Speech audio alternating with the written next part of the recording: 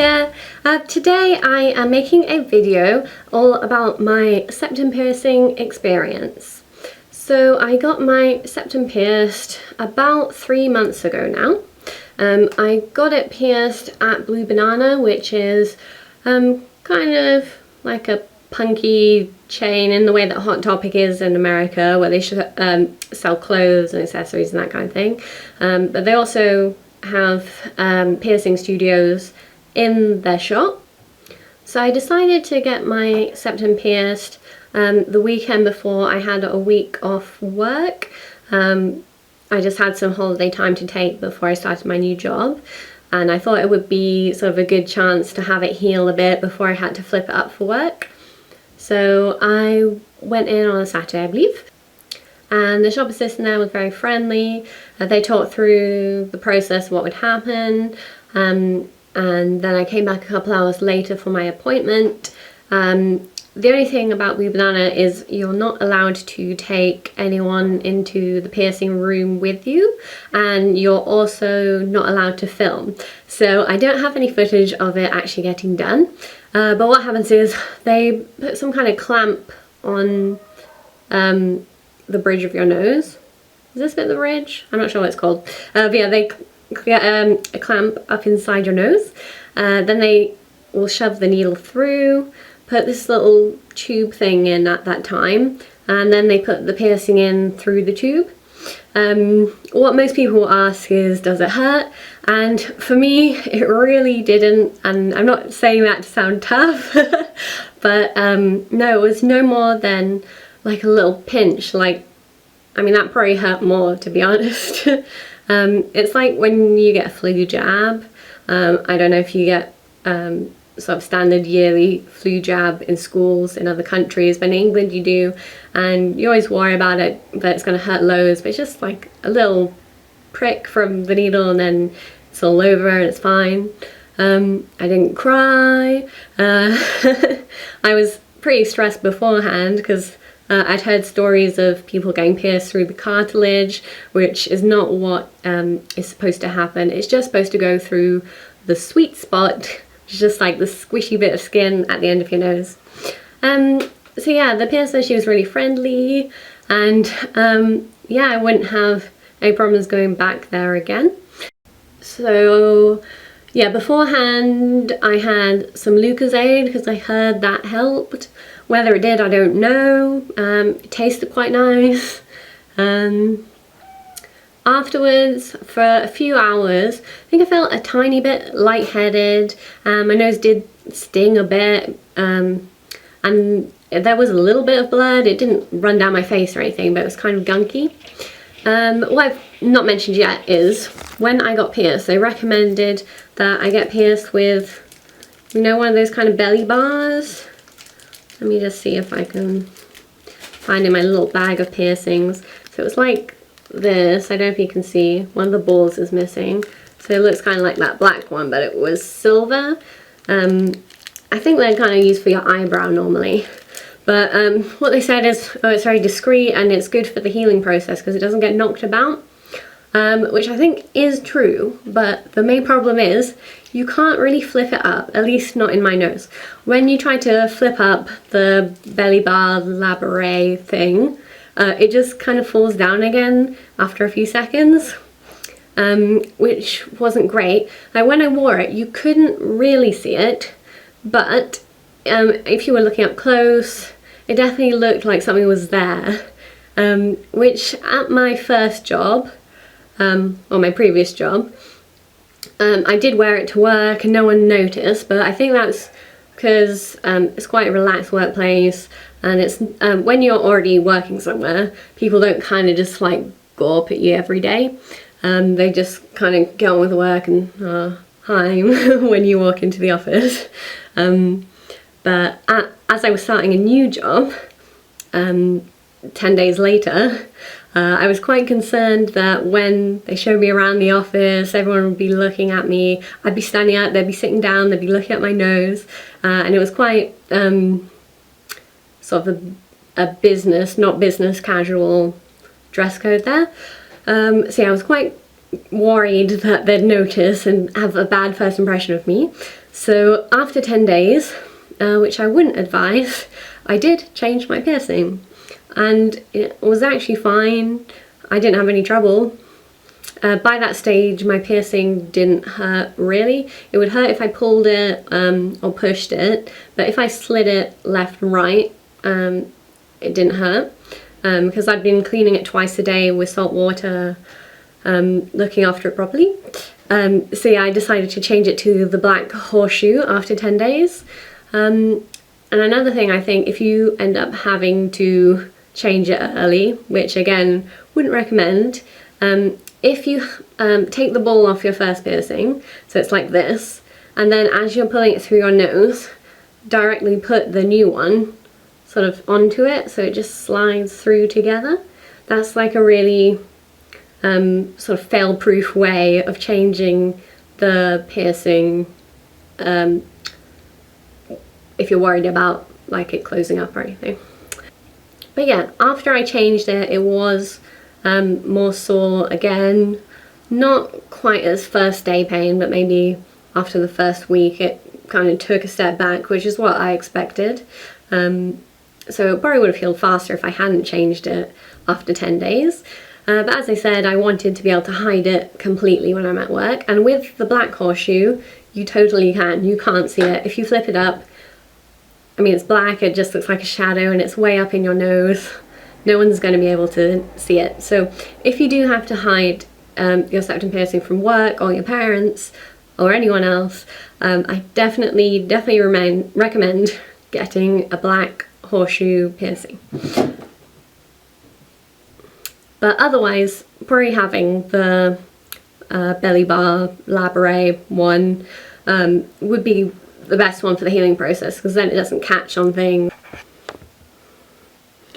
So this is a close-up of the black horseshoe, which I don't really like the look of on me, but as I said, it's very practical for when you want to hide it. So when you flip up a septum piercing, what I do at least is I kind of pull my face like this, as I think it just like elongates the nostrils. So yeah, you pull that face and then you just flip it up with your thumbs.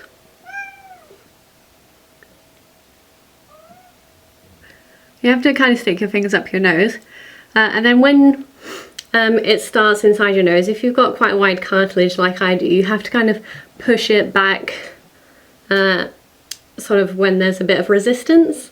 The first time I flipped up my septum piercing, I was a bit worried that I'd done something wrong, because it felt like it was like too small to go up my nose. But if you just force it as much as you can without hurting yourself, obviously, then yeah, it does eventually flip up. To flip it back down again, stick your fingers up your nose again and pop it down. Maybe my septum piercing, this horseshoe one, is too narrow here. It might be possible to find ones that are wider and flip up easier. I've seen other girls on YouTube like flip it up and down in a split second, but the one I have, it does take a little longer, but now that it's fully healed, it is totally painless flipping it up and down. The first few times I did it, maybe even the first 2 weeks or so, when I had it flipped up, it felt quite sore because I think I wasn't used to being flipped up.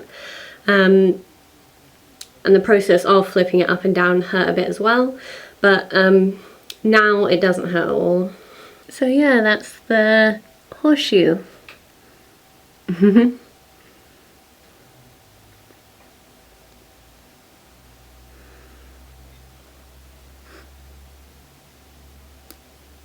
Now I'm going to try to show you how to change your septum piercing. This is only the third time that I have changed it. So with these little ball ones, they sort of, you have to twist them clockwise, so to the right from sort of your own field of view, till the little ball comes off. Then you're left with that. I like to put it into a little plastic bag just so that you don't lose it. Then you just slide it around and it comes out. I'll put it into the bag. So if you have one that isn't a horseshoe, it's just a circle, or you know, one of these pretty silver ones, you have to kind of pull the metal up. Hopefully you can see that. You have to pull the metal open so that there's a big enough gap, if that makes sense. So I'm going to try to hook it back in without a mirror.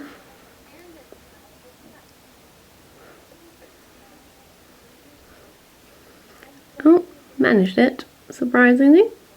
If you get septum piercing, you will notice you spend a lot of time having to straighten it out.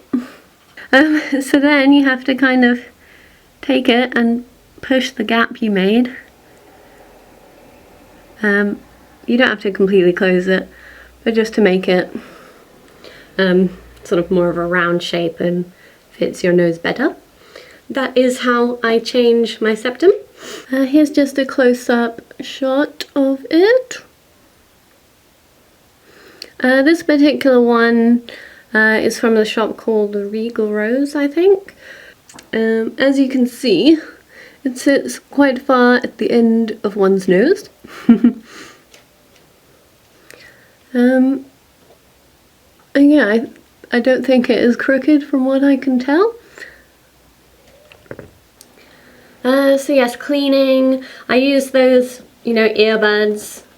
And initially, probably for the first 2 months, I'd clean it twice a day with salt water. Oh, my cat's just climbing over the camera. When you're in the shower, try to avoid getting any kind of soap or shampoo or even hair dye on it. That would be really bad. Just try to touch it as little as possible.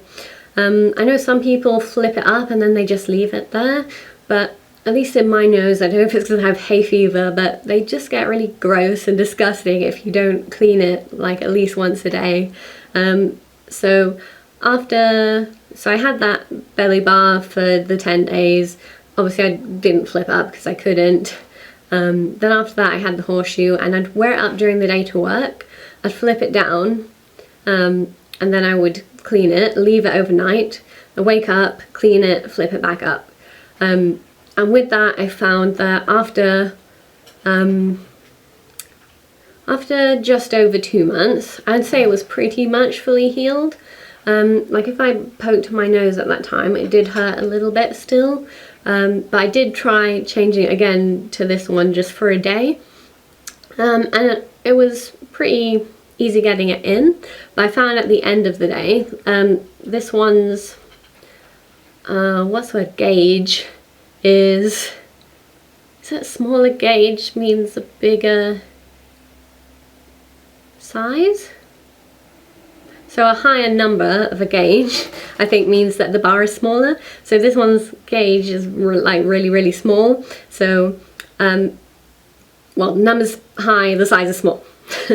So it means after wearing it for a full day, the piercing kind of shrinks a little bit. So it's a little harder to push the old piercing back through, but it wasn't too difficult or anything. And yeah, now it's at the 3-month mark. I would be totally happy changing it backwards and forwards now, I think. I've not had any major problems with it. I didn't get an infection, which I was worried about because my only other piercings were my ears. And when I was a teenager, I got them done at Claire's Accessories with a piercing gun, which is terrible. And I'm pretty sure the metal wasn't like steel or anything that reacts. I think it was gold-plated something or other. And they were just crusty and disgusting for ages and ages. So yeah, just make sure you get pierced in a proper place and do some research into what metal type you can use. Silver's not recommended for an initial piercing, but it's fine with a healed piercing. So yeah, check the material and the shape and the colour and really think about what you want to have for the first 3 months or so while it's healing. I would definitely say if you want a septum piercing, just get it done. Chances are it won't hurt. The healing process is Not difficult at all, as long as you clean it with cotton buds and salt water twice a day. And yeah, it's the only facial piercing you can really hide, which is cool. And yeah, I just think they're pretty awesome. So thanks very much for watching today. And if you like this video, then don't forget to subscribe so that you can keep up to date with any future videos that I make. And I'll be very grateful for every single one of you who subscribes. Thank you very much for watching. If you have any questions, feel free to leave them down below. Hope you all have a great day, and thank you again for watching. Bye!